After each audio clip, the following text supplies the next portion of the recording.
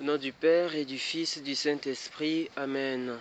J'ai vu un homme sur la croix, ses mains étaient percées, le sang sortait de son côté. Il m'a dit, je suis sauvé. J'ai vu un homme sur la croix, ses pieds étaient percés, le sang sortait de son côté. Il m'a dit, je suis sauvé, je suis sauvé,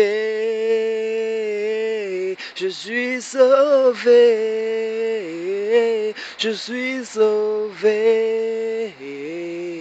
je suis sauvé par le sang de l'agneau. Seigneur Dieu Tout-Puissant, nous te disons merci pour la vie, pour le souffle de vie que tu donnes à chacun de nous. Merci pour nos familles, merci pour nos amis. Merci pour ta parole qui ne cesse de nous interroger, de nous rappeler à la vérité, à l'essentiel. Merci pour ta main puissante qui nous dirige. Alors nous implorons ton Esprit Saint, afin que l'Esprit nous soutienne et nous permet d'être de vrais disciples, de vrais serviteurs, que nous ne nous décourageons pas parce que nous moissonnons en pleurant, mais que nous nous souvenons que dans la récolte, nous serons dans la joie. Et que le Seigneur nous permette à ce que l'œuvre rédemptrice que le Christ a accomplie pour nous sauver, pour nous faire sortir de la mort à la vie, que nous l'acceptons et que nous le recevons dans notre cœur. Que l'Esprit Saint nous soutienne dans notre marche chrétienne. Bonjour chers frères et sœurs, aujourd'hui le Seigneur nous invite à réfléchir sur l'importance que nous portons à l'œuvre de la croix dans notre vie et le sens que nous avons par rapport au mot gloire. La gloire du Christ, mais pas la gloire du Christ, mais notre propre gloire, la gloire du serviteur de Dieu. Est-ce que c'est conforme à la pensée que Dieu a ou bien c'est conforme plutôt à la pensée humaine? Alors l'évangile d'aujourd'hui, Matthieu 20, du verset 20 à 28, met en scène donc la mère de Jacques et de Jean qui vient demander à Jésus quelque chose. Et la mère de Jacques et de Jean demande à Jésus de permettre à ce que ses fils, que l'un siège à sa droite et que l'autre siège à sa gauche. Et Jésus va lui demander si elle sait vraiment l'importance ou bien le sens, la portée de ce qu'elle est en train de lui demander.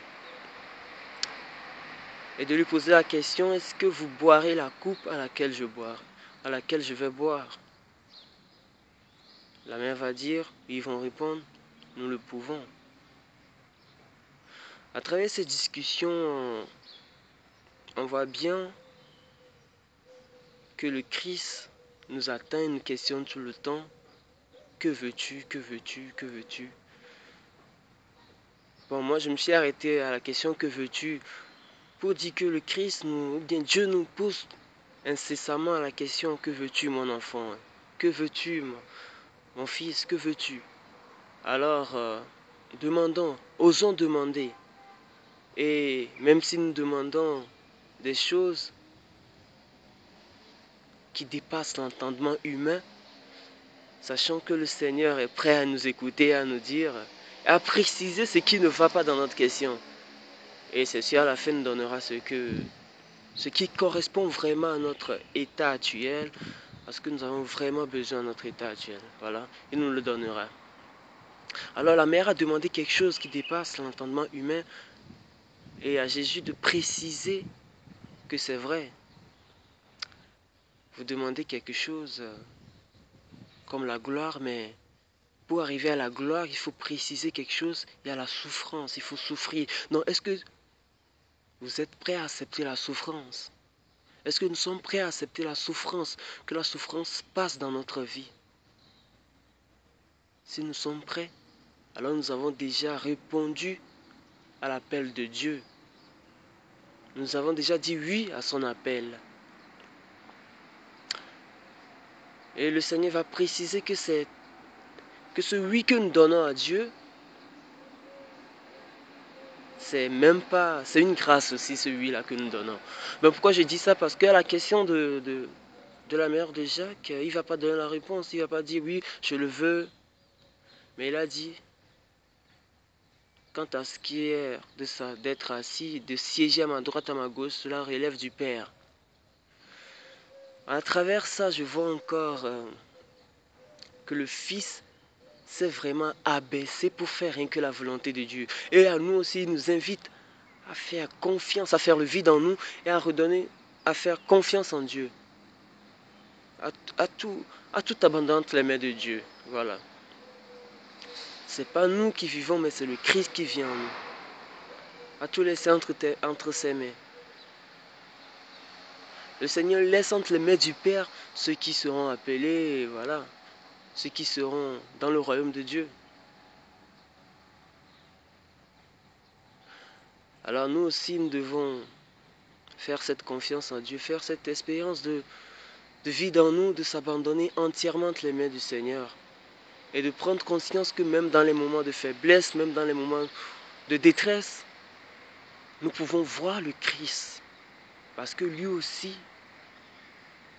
il s'est abaissé et il a fait la volonté du Père jusqu'à la fin. Et si nous continuons notre évangile, on a dit que les disciples s'étaient indignés contre les apôtres. On pouvait se demander pourquoi, mais le Christ va nous dire le pourquoi. Et dire que eux-mêmes, les disciples même aussi, sont aussi à plaindre. Parce qu'ils étaient en train de se demander, mais qui est le plus grand, qui est le premier? Et ils pensaient à la manière humaine. Et Jésus va leur dire que celui qui veut être le plus grand, qu'il soit le plus petit, qu'il soit le serviteur. Et que celui qui veut être le premier, soit le dernier, c'est-à-dire l'esclave, celui qui prend soin des autres. Alors le Seigneur nous invite à rendre service aux autres. Si nous disons nous aimons Dieu, si nous disons nous voulons faire sa volonté, si nous disons nous croyons en Dieu, il faut que nous rendons service aux autres. Il faut que nous posons des œuvres de foi. Alors par exemple, pour se demander, ou nous devons dire que voilà, c'est tout, à travers la liturgie de cette semaine, c'est tout ça, c'est ce que le Seigneur nous invite à partager. On dit, je veux connaître le Christ, je veux connaître sa volonté, je veux faire sa volonté, mais nous n'ouvrons même pas la Bible. Mais il faut connaître la parole de Dieu pour que l'écriture devienne parole de Dieu. Il faut que nous ouvrons notre Bible, que nous lisons les passages, que nous les méditons. C'est à ce moment-là que ça devient parole de Dieu. Et si nous voulons vraiment poser de bonnes actes, il va falloir que nous les mettions en pratique comme la parabole du semeur nous l'apprenait hier. Il faut que nous mettons en pratique la parole. Et là, il peut produire des fruits, non seulement dans notre propre vie, mais aussi dans la vie de nos frères et sœurs qui nous entourent. Et ils verront aussi la gloire de Dieu. Ou encore une manière de rendre service ou de témoigner qu'on est disciple, c'est de voir le Christ dans nos frères. C'est de ne pas oublier que le frère qui est à côté de moi, c'est aussi une créature à l'image de Dieu. C'est de s'entraider, c'est de prier les uns pour les autres. Et une manière de rester toujours chrétien, de rester toujours disciple, serviteur, c'est... On nous a parlé de la famille, qui sont mes frères, qui sont mes sœurs. Ce n'est pas tous ceux qui font ma volonté. Ce sont eux qui sont mes frères, ce sont eux qui sont mes sœurs, ma mère. Alors, si nous pensons à la famille, si nous arrive de penser à papa, à maman, ben il serait presque impensable de ne pas avoir dans notre vie de tous les jours une pensée pour Dieu. Merci Dieu. pour m'avoir donné la vie. Merci Dieu pour m'avoir permis de valider mon semestre. Merci Dieu pour ça, pour la vie de mon frère. Ce serait une bonne chose de toujours avoir une pensée à Dieu dans notre vie de tous les jours. Ce serait une bonne chose. Alors le Seigneur nous apprend ce matin que la gloire que nous...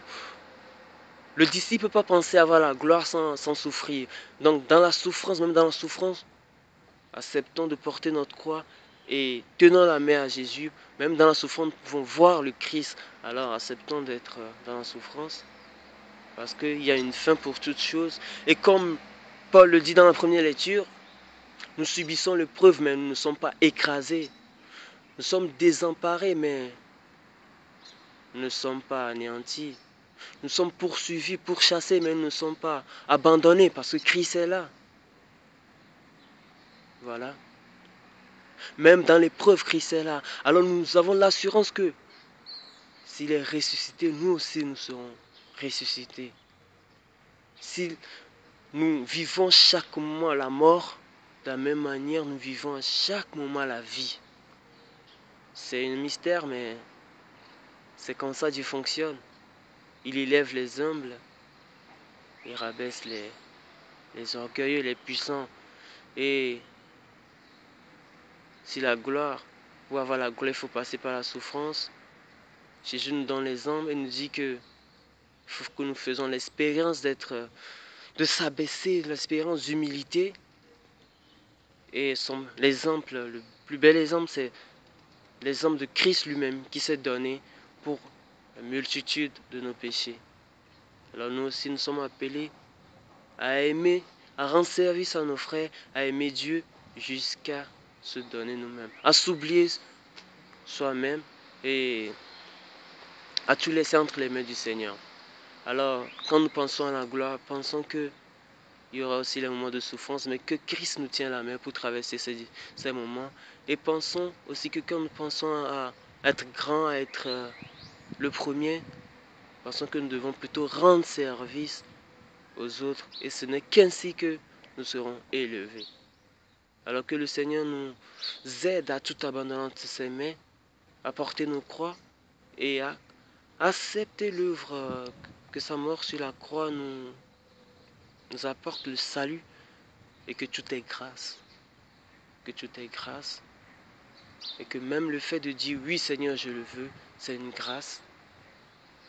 Que le Seigneur nous bénisse et bonne journée à tout à chacun de nous. Amen. Selon